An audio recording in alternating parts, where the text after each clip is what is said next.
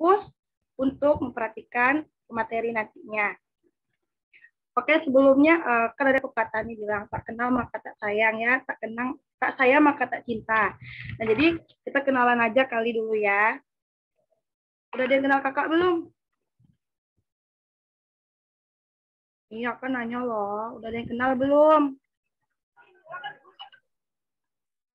Oke, belum kali. Oke, belum kali ya. Perkenalkan, nama kakak Putri Nurhaliza Panjaitan dari kelas Pendidikan Fisika D 2021. Di sini kakak akan memimpin ya sebagai moderator acara kita pada sore hari ini. Oke, sekilas saja lah ya perkenalannya. Nanti kalau mau kenal lebih lanjut bisa cek kakak langsung, oke? Jadi di acara kita ini namanya acara Gerhana, Gerakan Hima Bernuansa Dakwah. Ya. Temanya itu pentingnya mengamalkan Al-Quran di dunia kampus untuk tercapainya pola pikir yang kritis dan islami. Wah, dari tema acaranya aja sudah sangat kayak ini acara ini sangat bermanfaat nih, gitu kan. Jadi sekali lagi kakak harap teman-teman untuk fokus ya, memperhatikan materi hebat kita nanti akan memberikan materinya. Nah, teman-teman udah tahu belum siapa pemateri kita pada sore hari ini? Pemateri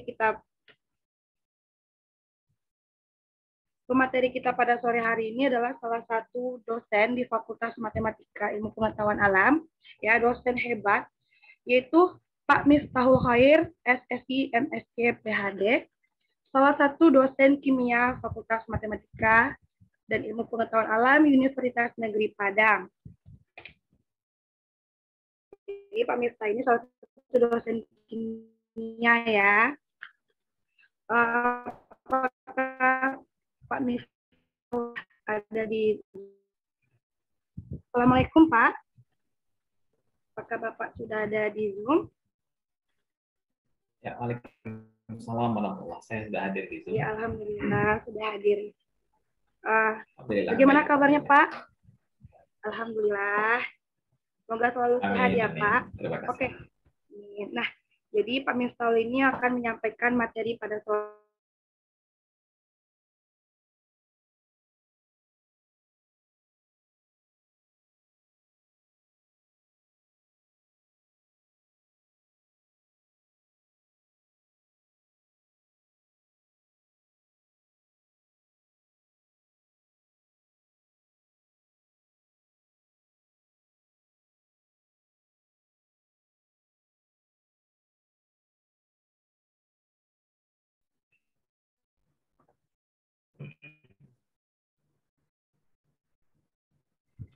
Sebelum kita melanjutkan acara nih ya, sebaiknya kita melakukan pembacaan ayat suci Al-Quran dulu ya, supaya acara kita ini diridhoi oleh Allah, direstui oleh Allah, berjalan dengan lancar ya. Baik, pembacaan ayat suci Al-Quran yang akan dibawakan oleh Rina Oktaviani. Kepada Rina Oktaviani dipersilahkan. Baik.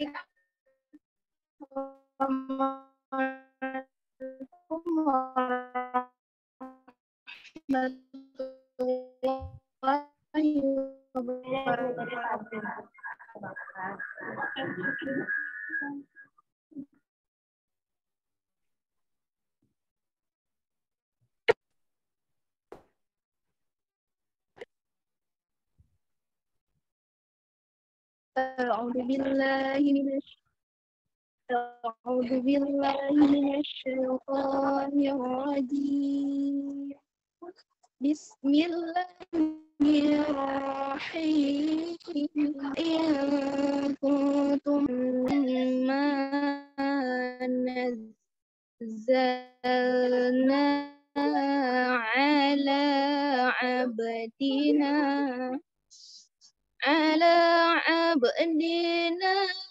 فأتوا بسورة من مثله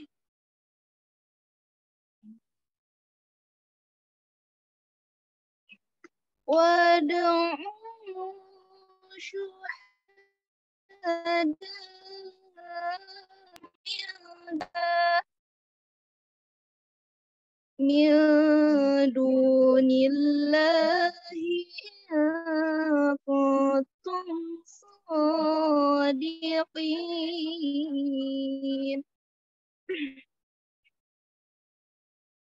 فإن لم تفعلوا ولن تفعلوا ولن تفعلوا فاتقوا النار التي وقودها الناس والحجارة أعدت للكافرين صدق Allahul Azim. Assalamualaikum warahmatullahi wabarakatuh. Waalaikumsalam warahmatullahi wabarakatuh. Waalaikumsalam warahmatullahi wabarakatuh. Oke, terima kasih kepada Lina Oktaviani. Selanjutnya, pembacaan doa yang akan dibawakan oleh Abid Indra Afif. Kepada Abid Indra Afif, dipersilahkan. Baik, Assalamualaikum warahmatullahi wabarakatuh. Saya minta kepada peserta dan teman-teman semuanya untuk mengadahkan tangannya agar khusyuk dalam berdoa. A'udzubillahi minasyaitonirrajim. Bismillahirrahmanirrahim. Wassalatu wassalamu ala asyrofil anbiya'i wal mursalin wa ala alihi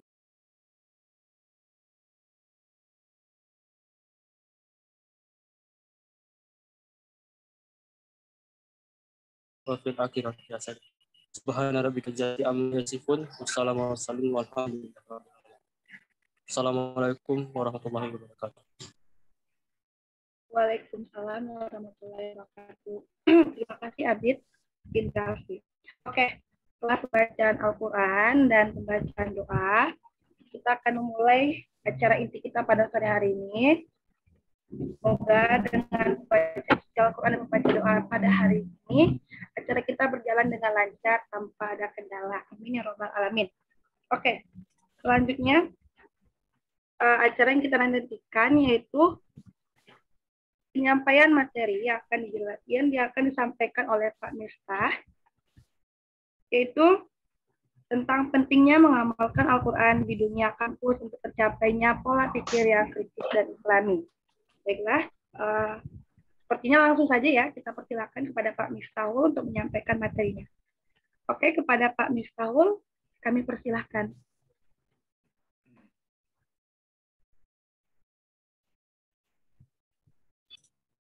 Baik. Bismillahirrahmanirrahim. Assalamualaikum warahmatullahi wabarakatuh.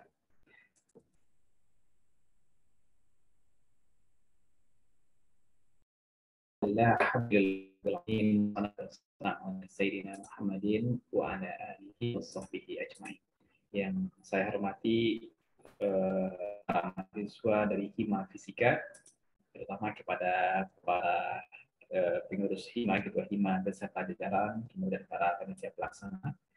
Kalau ada Bapak Ibu dosen pembimbing yang hadir, maka ucapan hormat dan salam saya kepada Bapak Ibu.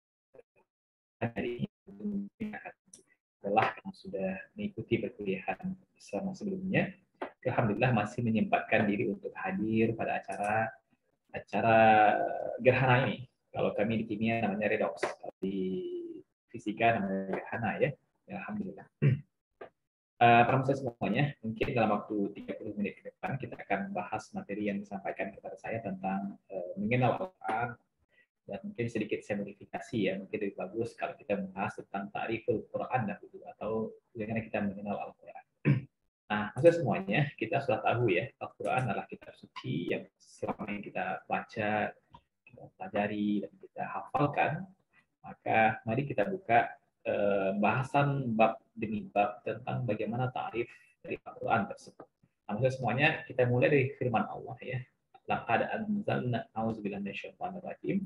Laqad anzalna ilaikum kitaban fihi dzikrukum.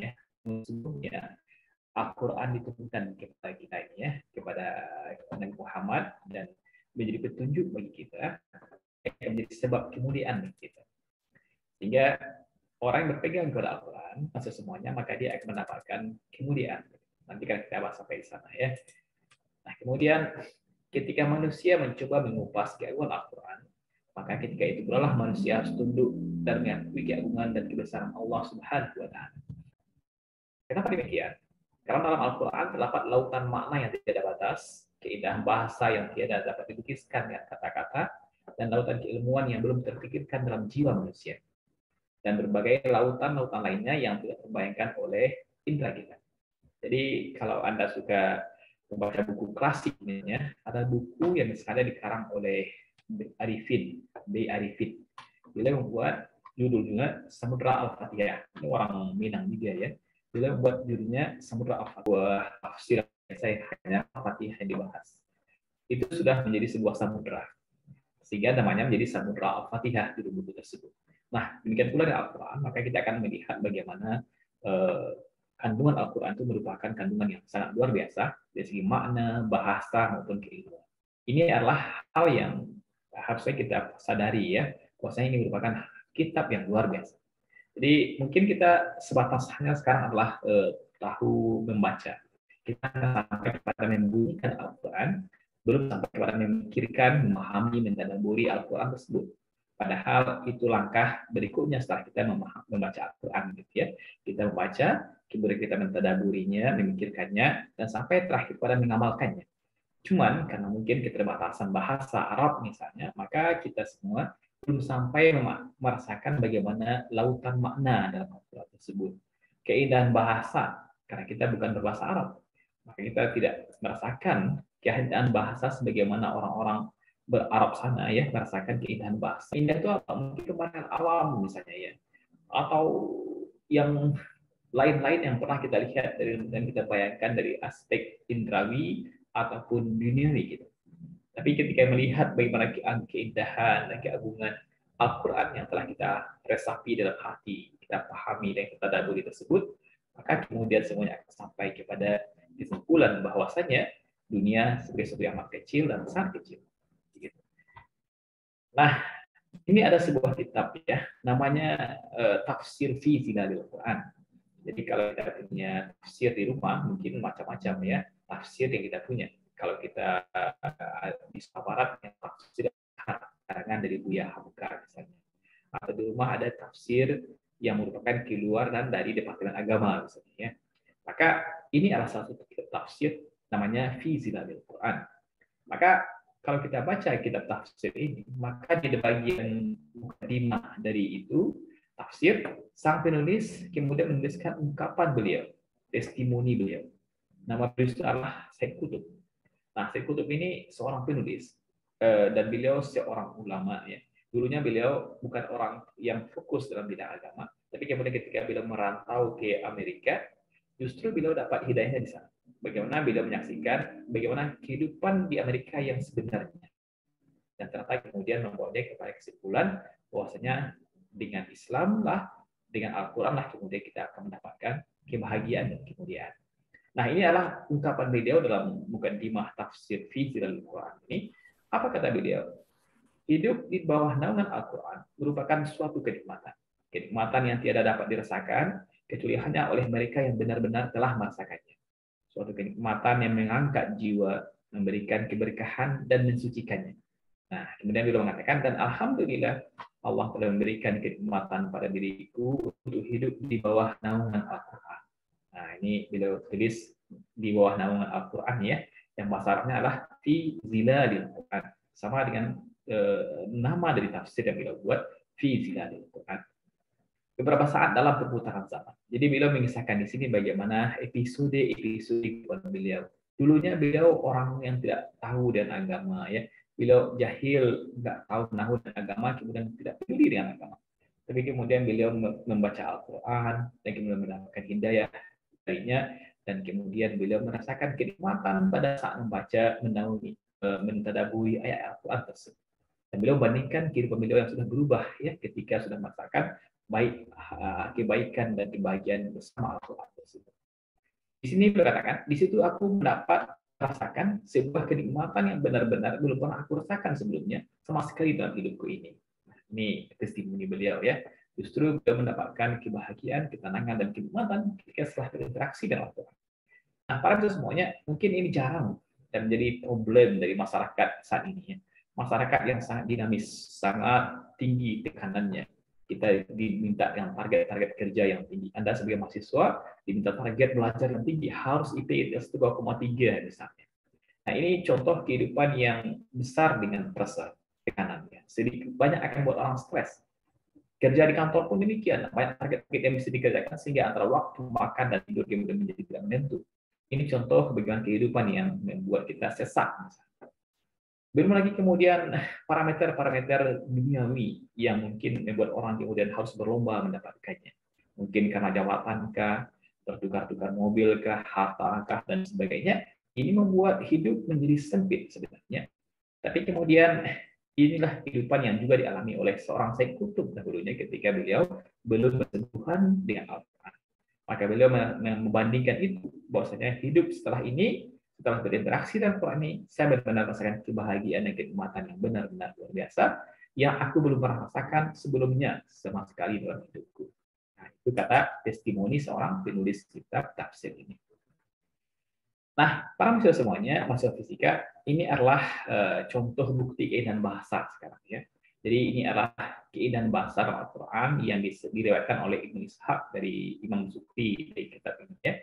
Nah, beliau menceritakan bagaimana dahulu ketika Nabi, ketika masih di Makkah ya, di awal-awal dakwahnya Nabi tersebut, maka orang-orang musuh beliau itu orang-orang Arab jahiliyah, suku Quraisy yang masih kafir itu ya, seperti Abu Jahal, Abu Lahab, kemudian ini Akhnas bin Syarif. Ini orang-orang yang memusuhi Nabi luar biasa. Maka mereka ingin membunuh Nabi. Ya, mereka orang-orang yang musuh besarnya Nabi. Orang Nabi mereka ini benci luar biasa sama Nabi gitu ya. Nah, kemudian mereka ternyata secara sembunyi sengaja mendatangi rumah Nabi. Mereka datang ke rumah Nabi hanya untuk apa? Di malam hari untuk mendengarkan lantunan Al-Quran yang dibaca oleh Nabi dalam salat. Jadi Nabi membaca Al-Quran dalam salat beliau, dan kemudian mereka ini orang-orang yang jauh sekali, besar sekali kebenciannya terhadap Nabi ya. Ternyata kemudian mereka menguping bacaan Quran Nabi tersebut. Dan mereka tidak bersepakat sebelum mereka ketemu gitu. Dan kemudian mereka saling mencela. Kenapa mencela? Karena mereka ini Abu Jahal, Abu Lahab, dan Akhnas ini orang-orang yang menyalahkan Nabi, termasuk Al-Quran yang beliau bawa. Tapi kenapa mereka datang ke sana? Karena mereka datang ke sana itu karena memiliki rasa senang gitu ya, rasa kagum dengan bacaan Al-Quran Nabi tersebut, dengan apa yang dibaca Nabi tersebut, yaitu mereka kagum dan senang sekali untuk mendengarkannya. Mereka bahagia, mereka terpesona dengan pesona ayat Al-Quran yang dibaca oleh Nabi, sehingga mereka tergerak untuk suka mendengarkan dan mencuri-curi untuk mendengarkan. Nah, karena mereka malu, karena mereka adalah musuh, katanya membenci Nabi, tapi justru datang ke rumah Nabi mencuri-curi dan menempati posisi untuk bisa mendengarkan Nabi lagi baca Al-Quran. Dan ternyata bukan seorang Abu Lahab saja yang melakukan itu, bukan seorang Abu Jahal saja yang melakukan itu, tapi mereka bertiga lagi ketemu dan kaget. Kenapa kemarin kita udah janjian kita akan datang ke sini lagi mendengarkan baca Al-Quran, tapi masih ke sini. Nah, mereka kemudian saling mencela lagi ya, dan sesungguhnya mereka malu juga karena sesungguhnya dulunya mereka tidak akan datang. Nah, inilah mereka lakukan ya sampai 3 kali ya. Mereka kemudian berjanji lah sampai akhirnya untuk tidak akan datang ke Nabi lagi. Nah, apa makna dari semuanya? Ini menunjukkan bahwa walaupun orang itu benci sekalipun dengan Islam ya, dengan Al-Quran, dengan orang-orang soleh misalnya, tapi ternyata ada dalam relung hati mereka, kalau mereka jernih, ikhlas ya, ataupun objektif. Contohnya adalah bagaimana Abu Jahal, Abu Lahab, dan satu lagi ini dalam hal mereka menguping demi bacaan Al-Quran. Kemudian para mahasiswa semuanya, mari kita masuk pada inti dari bahasan kita, yaitu ta'riful Quran atau bagaimana kita mengenal Al-Quran. Nah, ini definisi bahasa ya. Al-Quran berasal dari bahasa Arab, qara'a yang berarti menghimpun dan menyatukan. Sedangkan qira'ah berarti menghimpun huruf-huruf dan kata-kata yang satu dengan yang lainnya dengan susunan yang rapi. Ini ya. Kemudian ayat Al-Quran, inna alaina jam'ahu wa qur'anah. Sesungguhnya ada atas tanggungan kata misalnya isim, fi'il, ya. Kemudian ada masdar. Masdar itu adalah kata benda, perubahan dari kata kerja menjadi kata benda. Nah, Quran adalah berarti bacaan sesuai dengan masdar sebagai masdar. Nah, kemudian ayat lain, ya, ini dalam soal Fussilat ya, kitab yang dijelaskan ayatnya, yakni bacaan dalam bahasa Arab untuk kaum yang mengetahui. Jadi Quran ini ditulis ya adalah dalam bahasa Arab ya. Quran adalah dalam bahasa Arab, Quran dan Arabian li kaumin yang lalu. Dalam bahasa Arab untuk kaum yang mengetahui. Nah, para mahasiswa semuanya, sayang sekali misalnya kalau kita tidak merasakan bagaimana pesona Al-Quran tersebut. Hanya karena kita nggak bisa berbahasa Arab. Tapi sesungguhnya ini adalah motivasi bagi kita ya untuk kemudian bagaimana juga menggunakan biasanya karena mereka paham dengan apa yang mereka baca, apa yang mereka dengar, apa yang mereka tadabburi. Karena mereka menguasai bahasa Arab, tahu bahasa Arab tersebut. Nah, kita udah berumur 20 tahun. Kalau kami mungkin udah 40 tahun. Cuma bahasa Arabnya nggak bisa-bisa juga. Karena nggak mau belajar selama ini. Maka rugi kita ya, umur yang sudah sekian puluh tahun dikurniakan Allah, tapi nggak mau belajar bahasa Arab, padahal bahasa Arab itu bahasa Al-Quran yang selesai kita baca, kita gunakan dalam sholat kita setiap hari, tapi kita nggak tahu. Sementara bahasa lain yang jauh sulit, misalnya bahasa Jepang misalnya, diambil oleh mahasiswa. Iya kan? Anda mengambil mata kuliah MKU, bahasa Jepang. Oh, sulit sekali bahasa Jepang dibandingkan bahasa Arab. Bahasa Jepang Anda harus tahu huruf hiragana, katakana itu dihafal. Oke lah, dia hanya 13 ke 2 aksara gitu ya. Tapi kalau kanji itu Anda harus menghafal ribuan kan untuk bisa menulis aksara Jepang. Belum lagi aksara sulit, maka kata-katanya juga sulit. Nah, ini ampun sulitnya bahasa Jepang tersebut ya, termasuk kanji-kanji, tapi mahasiswa mengambilnya. Dan bisa. Itu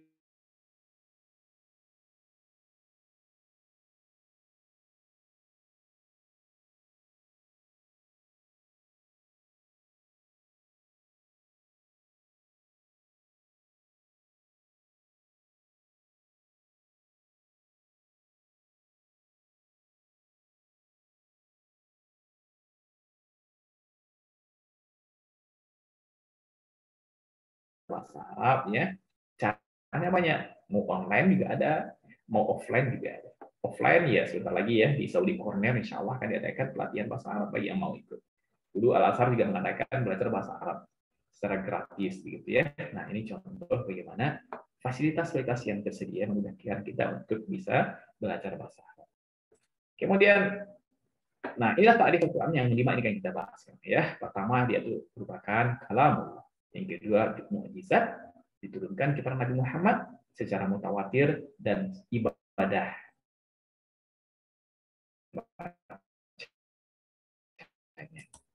Kita bahas satu persatu semuanya. Pertama adalah kalamullah. Al-Quran itu adalah kalamullah.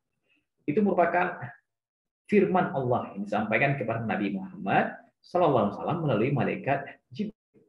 Merupakan kalam atau ayat yang saja tetap berbeda dengan kalam manusia, hewan atau manusia. Allah yang berfirman, "Wa ma yantiqu 'anil hawa in huwa illa wahyun." Ucapannya itu tiap jam ayat 3 sampai 4. Itu tentang kalam. Yang kedua, Al-Quran itu adalah mukjizat, al-mu'jiz atau mukjizat. Jadi, kemukjizatan Al-Quran merupakan suatu hal yang sudah terbukti dari semenjak zaman Nabi sekalipun. Hingga akhir zaman nanti, kita akan menyaksikan kemukjizatan Al-Quran. Dari segi susunan bahasanya, sejak dulu hingga kini, Al-Quran dijadikan rujukan oleh para pakar bahasa. Begitu.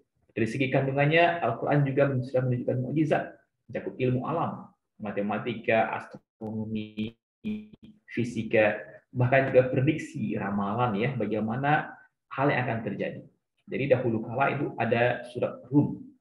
Ghulibatir Rum. Ya, dalam Al-Quran, surat Rum itu tentang bagaimana Al-Quran menceritakan tentang perang antara bangsa Romawi dengan bangsa turun ya, dan kemudian menjelaskan bahwasanya orang-orang Romawi akan kalah tapi nanti akan menang lagi. Itu dalam Al-Qur'an gitu. Sementara fakta di lapangan orang-orang Romawi kalah ya, dan orang-orang Arab Quraisy senang gitu ya, karena orang-orang Majusi, orang-orang Persia ini kan menyembah api, itu menang melawan orang-orang Kristen, orang-orang Romawi. Cuma kemudian Al-Quran mengatakan mereka itu kalah dan disampaikan fi al-ard, di tempat yang dekat gitu ya. Sampai Al-Quran memprediksikan di mana tempat kekalahan orang-orang Persia nantinya ketika bertempur berikutnya dengan orang Romawi. Dijelaskan di sana. Nah, itulah di antara contoh prediksi Al-Quran yang sangat lengkap ya, yang waktu itu ditertawakan oleh orang Quraisy karena mengatakan orang-orang Romawi akan menang lagi. Tapi ternyata fakta demikian. Sekian tahun kemudian terbuktilah kemudian prediksi dari Al-Quran. Kemudian bidang ilmu alam misalnya ya, ada yang di biologi, fisika, matematika, kimia, maka juga akan bisa menemukan banyak sinyal-sinyal dalam Al-Quran terkait dengan bidang ilmu kita masing-masing. Dalam bidang ilmu kimia, tentang bagaimana atom misalnya ya. Dalam kami itu ada namanya atom. Dalam atom itu adalah partikel terkecil yang dibagi, yang nggak bisa dibagi lagi. Nah, kata-kata nggak bisa dibagi ini kemudian kita jumpai dalam Al-Quran, tapi tidak demikian. Masih bisa dibagi dalam sinyal satu ayat ya, mengatakan maksudnya zat itu masih bisa dibagi. Nah, bagaimana demikian? Ternyata atom yang kemudian dipahami dan diterima oleh para ilmuwan pada zaman Dalton tersebut kemudian dikoreksi oleh ilmuwan-ilmuwan berikutnya. Di antaranya ada namanya Rutherford, ada namanya Bohr ya, dan lain-lain. Artinya ini bagaimana sinyalemen Al-Quran yang menunjukkan bahwasanya adanya hal-hal yang terkait dengan ilmu yang kemudian benar Al-Quran tersebut ya. Matematika pun demikian, astronomi pun demikian, apa itu as-samawat, mungkin Anda bisa menjelaskannya di segi ilmu fisika ya. Kalau kami bikinnya samawat itu dekat dengan apa yang disebut dengan kulit-kulit dalam struktur atom. Bagaimana 7 kulit dalam struktur atom itu menunjukkan bagaimana kata-kata 7 tersebut kurang lebih menunjukkan bagaimana spesialnya ke-7 dan sering itu disebut dalam Al-Quran dengan samawat dan lain-lain. Silakan nanti buka apa namanya sebuah ensiklopedia yang khusus tentang menyingkap fakta-fakta ilmiah yang disinyalir ataupun disinggung, diisyarat dalam ayat-ayat Al-Quran.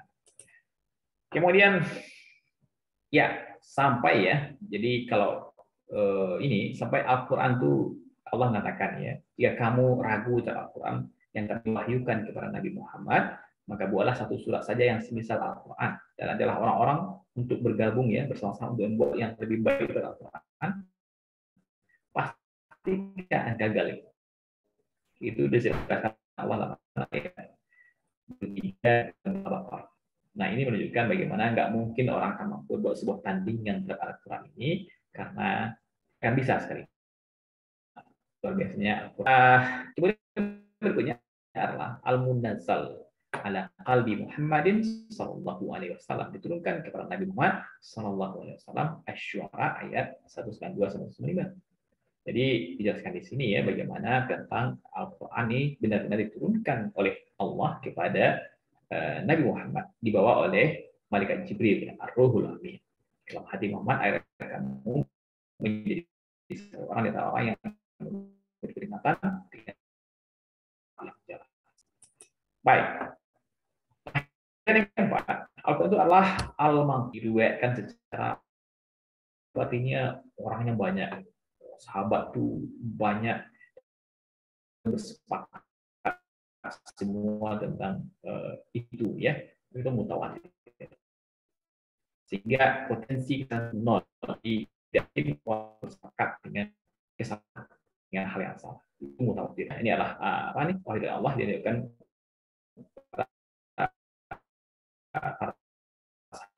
mutawatir. Kita lihat sejarahnya madu itu dari korma ya, di tulang-tulang kulit dan sebagainya. Ketika itu belum ada kertas yang sempurna seperti sekarang, dan kemudian ditulislah Al-Quran tersebut oleh para sahabat, dan kemudian banyak buat secara langsung. Dan kemudian berikutnya Al-Quran itu dikumpulkan. Itu pada zaman Khalifah Abu Bakar Siddiq. Sahabat yang menghafal Al-Quran itu meninggal dunia ketika adanya perang Yamamah melawan orang-orang yang murtad, orang-orang nabi palsu begitu ya. Dan setelah itu apa yang terjadi? Maka kemudian mereka Umar dan Abu Bakar menunjuk Zaid bin Sabit karena Zaid merupakan orang yang terakhir kali baca Quran di hadapan Nabi SAW. Maka ditulislah Al-Quran tersebut. Dan kemudian mushaf itu dipegang oleh Abu Bakar, kemudian pindah ke Umar, lalu pindah lagi dengan Hafsah binti Umar, dan kemudian pada masa Utsman itu diminta lagi. Nah, di masa Utsman ini kemudian dibuatlah Al-Quran lagi ya, ditulis lagi Al-Quran ini, dan kemudian dirujuk ya, sehingga kemudian kita mengenal namanya Mushaf Utsmani dan seterusnya. Nah, terakhir membacanya adalah ibadah ya, membaca Al-Quran adalah ibadah. Jadi kita baca Al-Quran sesungguhnya adalah ibadah. Dan setiap huruf Al-Quran yang dibaca memiliki nilai ibadah yang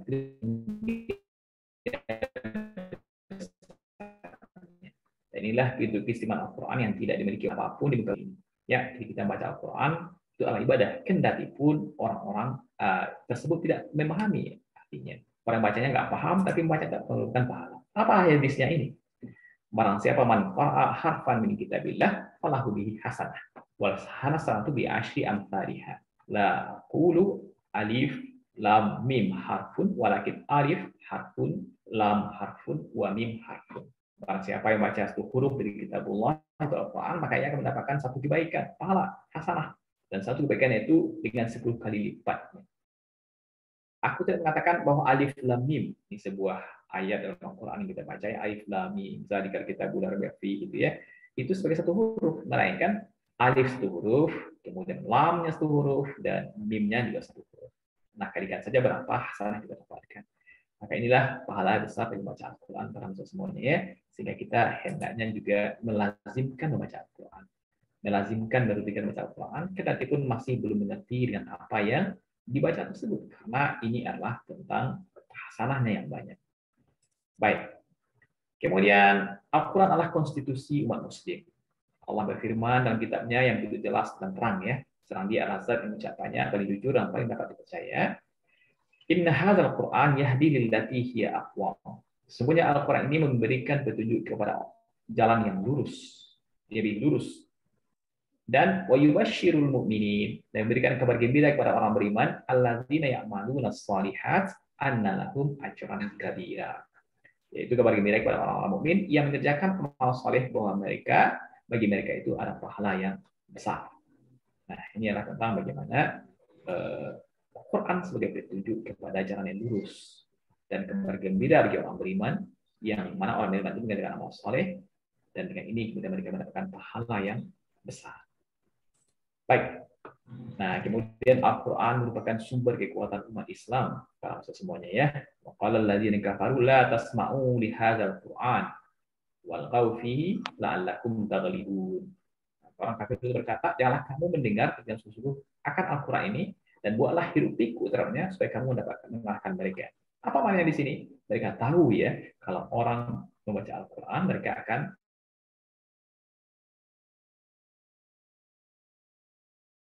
lekat kita dengan Al-Quran, sebenarnya itulah sumber kekuatan dari kaum muslimin. Ya. Dan laqad anzalna ilaikum kitaban fihi dzikrukum afala taqilun. Yang kita baca tadi, sungguh kami telah turunkan kepada kamu kitab yang di dalamnya terdapat sebab-sebab kemuliaan bagi kamu. Maka apakah kamu tidak memahaminya? Jadi kalau tak ingin mendapatkan kemuliaan, maka dekatlah dengan Al-Quran. Dan sumber kemuliaan adalah Al-Quran ya. Allah adalah zat yang paling mulia yang telah menurunkan Al-Quran. Ali Imran ayat sekian. Jibril adalah makhluk mulia yang memberi perantara turunnya Al-Quran. Nabi adalah manusia mulia yang menerima Al-Quran. Jadi ini mulia-mulia semua. Dan kapan turunnya Al-Quran? Pada bulan Ramadan. Bulan mulia juga gitu. Ya. Kemudian Lailatul Qadar, malam yang paling mulia. Saat diturunkan Al-Quran. Jadi semua yang terkait dengan Al-Quran mulia semuanya. Karena itu orang yang berinteraksi dengan Al-Quran tentunya orang yang mulia juga, karena semuanya terkait dengan kemuliaan. Ya, nah, ini adalah sumber kemuliaan yaitu Al-Quran. Nah, inilah para pemirsa semuanya tentang materi kita pada sore hari ini 30 menit. Ya, kita bicara tentang ma'rifatul Quran atau ta'riful Quran. Semoga menjadi motivasi bagi kita untuk lebih dekat, intens dengan Al-Quran, menikmati Al-Quran sebagaimana orang lain telah menikmati Al-Quran. Jadi semoga bisa bermanfaat bagi kita, dan mungkin itu dari saya ya. Kalau ada pertanyaan boleh. Assalamualaikum warahmatullahi wabarakatuh. Waalaikumsalam warahmatullahi wabarakatuh. Waalaikumsalam. Masya Allah. Oke, sangat bermanfaat sekali ya materi ini disampaikan oleh Pak Miftahul. Banyak banget nih kita ambil dari yang disampaikan oleh Pak Miftahul. Oke, selanjutnya nih pasti teman-teman ada nih yang ingin bertanya ya kan, dari yang setelah disampaikan oleh Pak Miftahul nih pasti kayak ada, ya aku mau nanya ini deh, aku mau bertanya deh gitu kan. Nah jadi kita akan membuka sesi pertanyaan. Pertama kita akan buka 3 pertanyaan terlebih dahulu. Ya, silakan kepada teman-teman yang ingin bertanya bisa di raise hand. Silakan teman-teman yang ingin bertanya. Sayang banget loh kalau nggak mau nanya. Ayo teman-teman.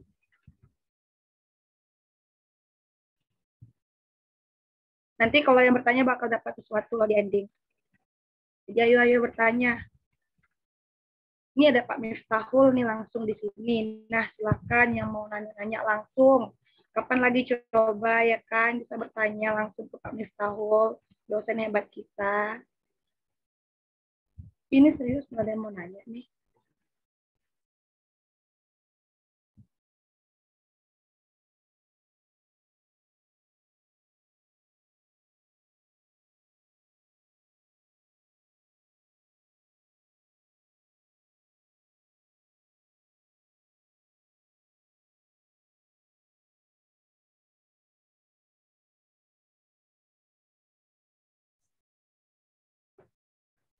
Percaya deh sama kakak, siapapun yang bertanya nanti bakal dapat sesuatu di ending.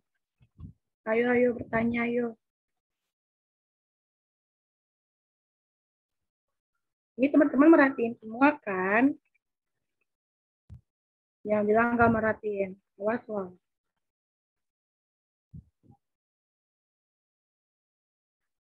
Oke, sudah ada Kak Putri Ramadhani. Ini ada lagi mau bertanya nih. Oke, Kak Putri dulu deh ya. Oke, kepada Kak Putri Ramadhani, dipersilakan untuk bertanya. Oke, karena ada yang bertanya, izinkan aku untuk menyampaikan pertanyaan. Sebelumnya, perkenalkan nama Putri Ramadhani dari Pendidikan Fisika D BP 20. Nah, sebelumnya Pak, izin untuk bertanya Pak, mengenai mungkin lebih pengaktualisasian diri kita sebagai mahasiswa. Nah, dalam mengamalkan ayat suci Al-Quran, gimana sih cara kita untuk mengaktualisasikan diri untuk tetap bersama Al-Quran, baik itu sebagai mahasiswa, hingga nanti kita menjadi seorang generasi emas yang berguna bagi agama dan nusa dan bangsa nanti, sehingga kita bisa membangun peradaban negeri ini menjadi peradaban yang memiliki nilai-nilai Islam dan tetap terkait pada Al-Quran. Sekian, terima kasih Pak.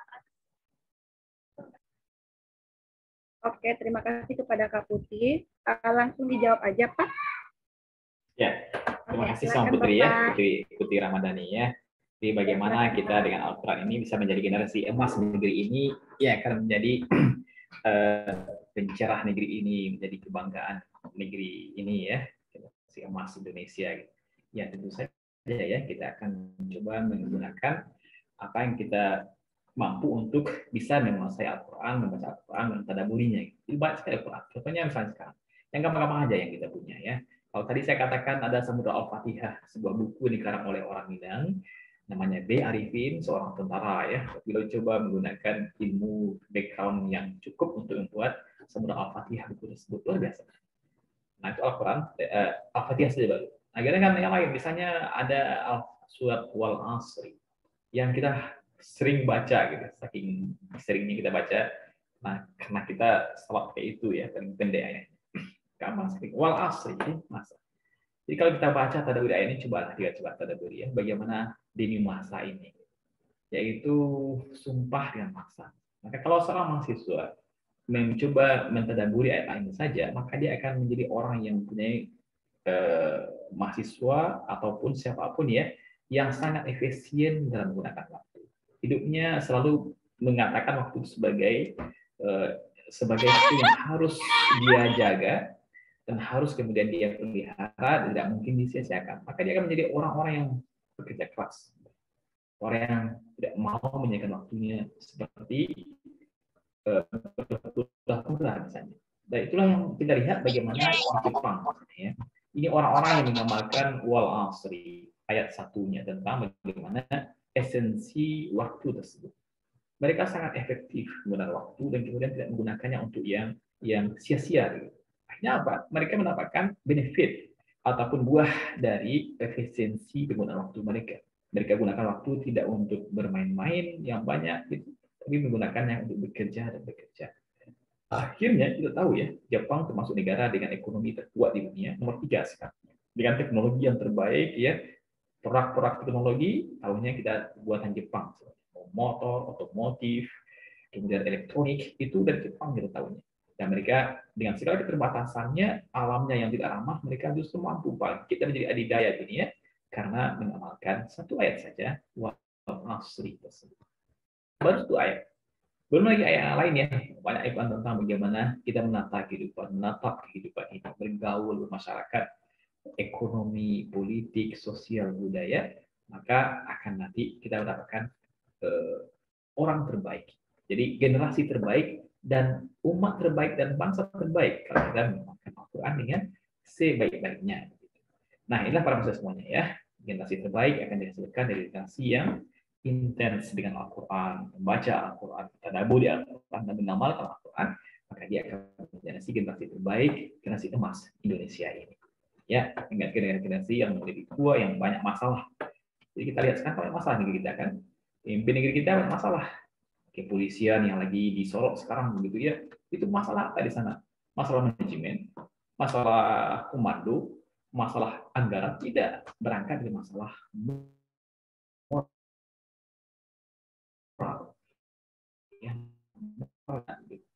lagi.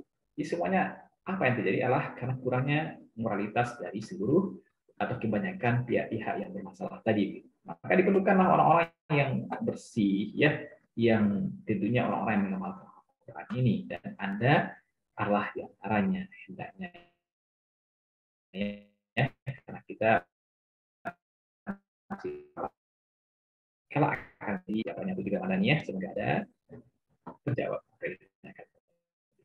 Terima kasih. Oke, baik. Terima kasih, Pak. Bagaimana Kak Putih? Apa jawabannya sudah sampai? Ya, terima kasih ya Pak atas pencerahannya. Oke, sama Kak.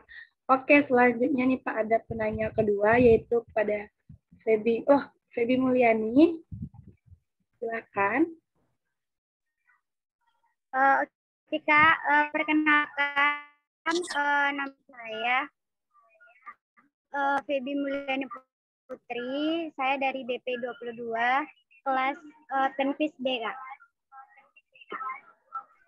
Jadi Febi mau bertanya, Pak, yang Febi tahu bahwa Al-Quran itu dijaga oleh Allah sepanjang zaman ya, Kak. Sepanjang zaman ya, Pak. Tapi di selain Al-Quran ada juga kitab Injil, kitab Taurat, kitab Zabur, tetapi di dalamnya sudah dicampur oleh karya-karya manusia gitu, sudah diubah-ubah. Kenapa Allah itu Pak tidak menjaga kitab yang lain selayaknya Al-Quran sampai sepanjang zaman gitu Pak? Apakah ada alasannya atau bagaimana gitu?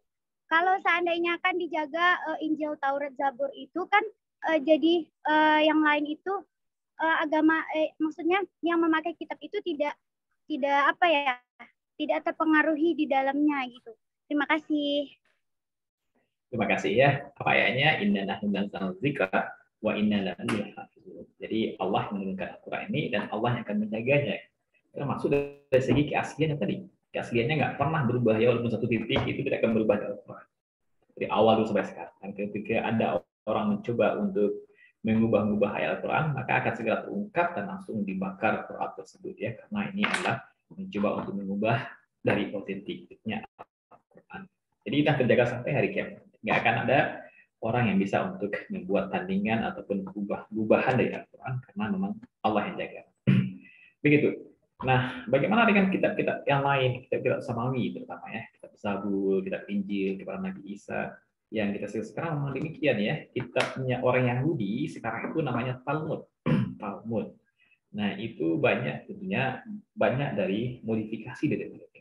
Kemudian Injil pun demikian, Anda tahu macam-macam Injil namanya ya, ada Barnabas, ada Perjanjian Baru dan macam-macam namanya. Dan setiap edisi bisa jadi ada modifikasi dan sebagainya.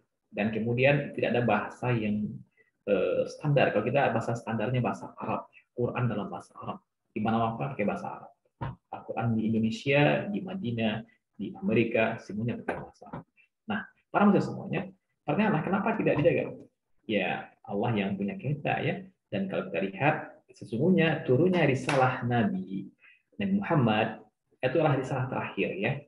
Nabi terakhir yang menyempurnakan al-yauma akmaltu lakum dinakum wa atmamtu 'alaikum ni'mati wa raditu lakumul Islam madinah. Maka Nabi itu adalah Nabi terakhir, penutup semuanya, dan syariat-syariat sebelumnya yang ada pada nabi-nabi sebelumnya, Nabi Isa, Nabi Musa dan sebagainya, dengan datangnya Nabi Muhammad maka selesai semuanya gitu ya. Maka selesai semua, artinya yang kita terima dan kita amalkan dan kita yakini itu adalah yang terakhir ini, karena Allah mengatakan demikian ya, mengatakan Islam agama yang sempurna ini. Nah, yang kedua juga bagaimana kalau syariat itu berlaku. Jadi kalau Islam itu untuk alamin ya, sebagai agamanya seluruh bumi ini, manusia di bumi ini. Tapi kalau agama-agama lain seperti Kristen itu fokus kepada Bani Israel, Nabi Musa, Nabi orang Yahudi sekarang tuh harusnya juga demikian ya, hanya fokus kepada orang-orang yang di kalangan Bani Israel. Nah, itu menunjukkan bagaimana berlaku lokal dan sesuai dengan masanya. Gitu. Tapi Al-Quran dan Islam tidak demikian, dia berlaku untuk seluruh manusia di bumi ini.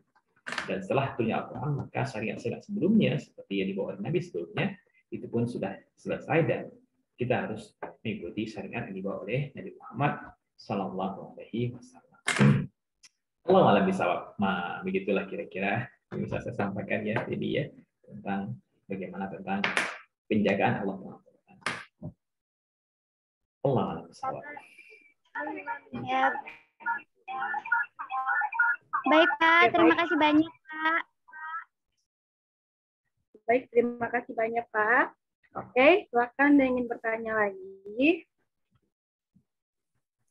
Ayo bertanya nanti. Ya, silakan. Ya, silakan. Ya, silakan. Assalamualaikum warahmatullahi wabarakatuh. Perkenalkan, nama saya Indah Yosefa Effendi dari Fisika C21. Izin bertanya kepada Bapak, apakah orang-orang yang beriman zaman dahulu yang mengimani kitab Taurat, Zabur, dan Injil akan terhimpun dalam golongan orang-orang yang beriman? Karena kitab suci tersebut juga merupakan firman Allah. Sekian, terima kasih. Bagaimana itu, Pak? Ya. Assalamualaikum warahmatullahi wabarakatuh. Ya, yang setahu saya mereka itu kan ada masanya sendiri ya. Jadi ketika zaman Nabi Musa, para pengikutnya Nabi Musa itulah orang-orang yang orang beriman untuk surga gitu ya. Dan kemudian Nabi Isa pun demikian dengan kaum hawarinya beliau ya, yang mengikuti ajaran Nabi Isa itu adalah beriman, dan mereka memang bertugas untuk mengajak mereka beriman kepada Allah gitu ya. Mereka yang belum beriman ataupun sesat pada masanya, maka datang nabi-nabi, dan setiap nabi itu mengajak kepada tauhid, mentauhidkan kepada Allah. Nah, kemudian datanglah nabi terakhir. Jadi nabi itu banyak, yang dalam Al-Quran itu ada 25. Sementara dalam yang lain itu banyak nabi-nabi yang selain daripada Al-Quran yang diterima orang tersebut. Dan semuanya mengajak kepada Allah, yang mengajak kepada beriman kepada Allah. Jadi mereka akan mendapatkan tempat yang terbaik sesuai dengan keimanan mereka. Kalau mereka ikut dengan nabi-nabi, maka tentu mereka akan masuk surga. Tapi kalau mereka ingkar, maka kita memastikan kaum yang ingkar dalam umat-umat nabi tersebut. Misalnya umat Nabi Nuh, mereka tenggelam, gitu ya.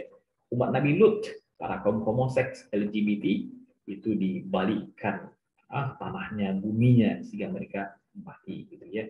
Kemudian Firaun dengan Nabi Musa, gitu. Ini orang yang nggak mau beriman dengan Nabi Musa. Kemudian Firaun kemudian diazab, ya, mati di laut yang melipat lagi, begitu. Dan kemudian disebut dalam Al-Quran sebagai orang yang celaka, ya. Laknatullah, ya, disebut sebagai Firaun yang disebut dalam Al-Quran. Ini contoh orang-orang yang tidak beriman kepada Nabi terdahulu.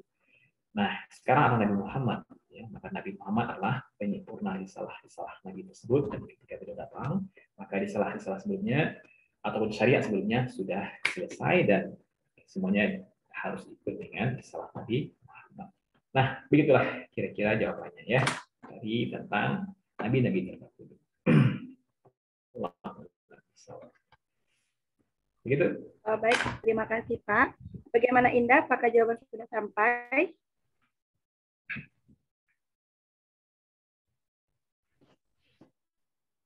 Indah, bagaimana? Apakah jawabannya sudah sampai? Oke, sepertinya sudah, ya. Oke, terima kasih Bapak. Selanjutnya, apakah ada teman-teman yang ingin bertanya lagi? Ayo bertanya, nanti siapa penanya terbaik, fotonya akan di-post di IG Kerohanian. Nah, jadi teman-teman yang mau bertanya jangan malu-malu, karena bakal ada reward penanya terbaik. Ayo yang mau bertanya, silakan. Ayo teman-teman.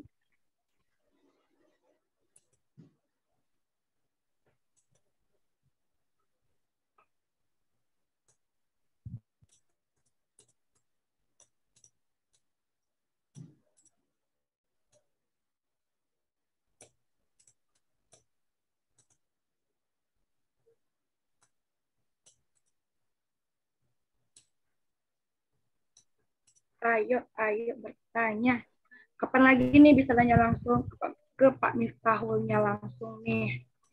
Jarang-jarang loh.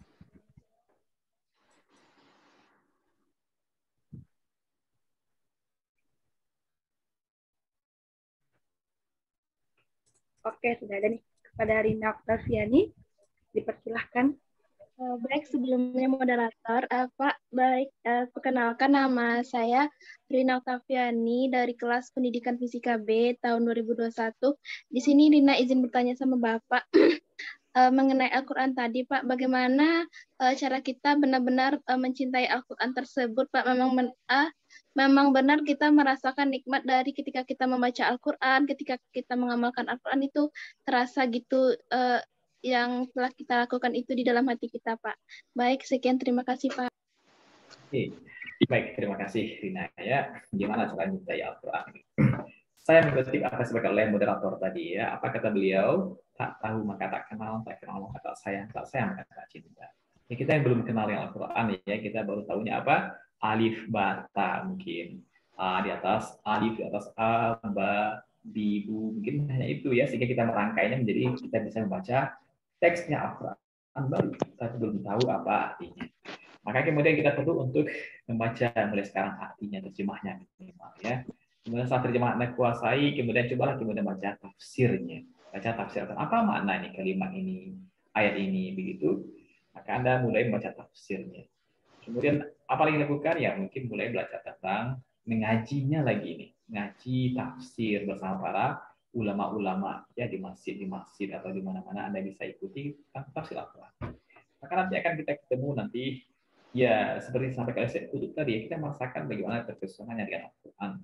Dan kemudian bagaimana sampai kita merasakan sampai mencintainya, ya, masa nikmat bersamanya, ya, itu tadi kita harus mempunyai pengetahuan yang cukup, kemudian bersiap untuk menerimanya, ya.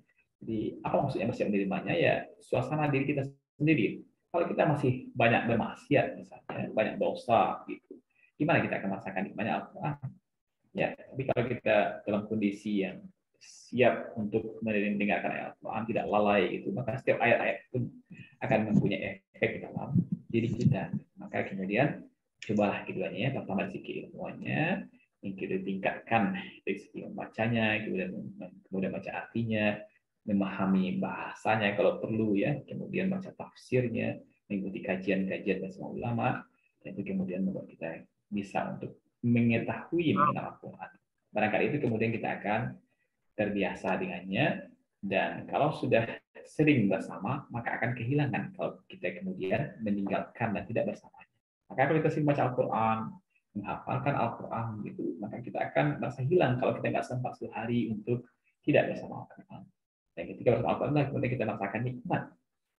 Ketika Buya Hamka dahulu, Buya Hamka tahu ya, orang Minang dengan tafsir Al-Azhar yang tidak buat.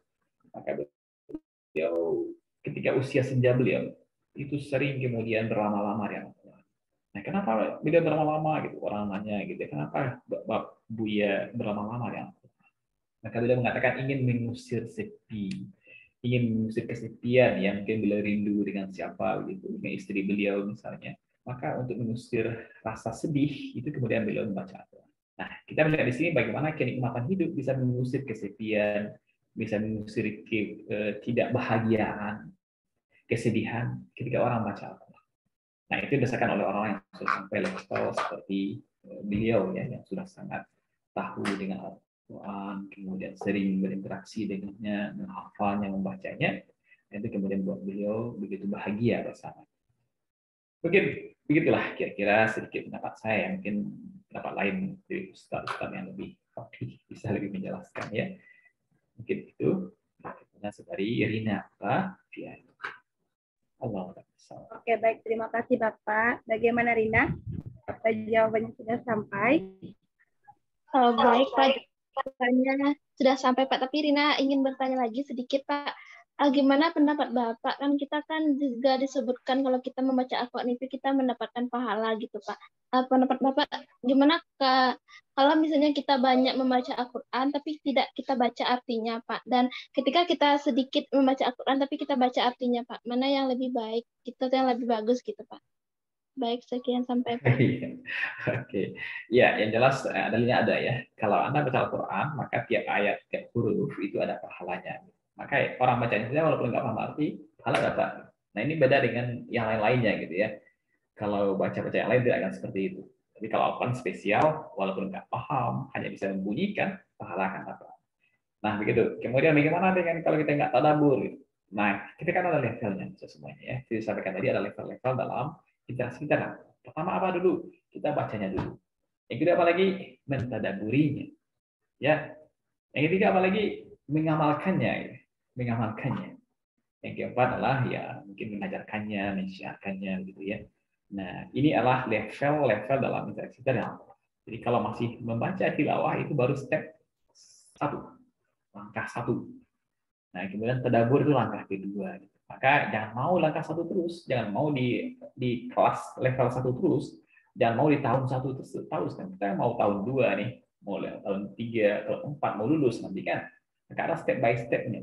Nah, begitu pula dengan interaksi dengan Al-Quran ya. Cobalah setelah Anda biasa mentilawahnya, maka kemudian mulailah untuk mentadabburinya.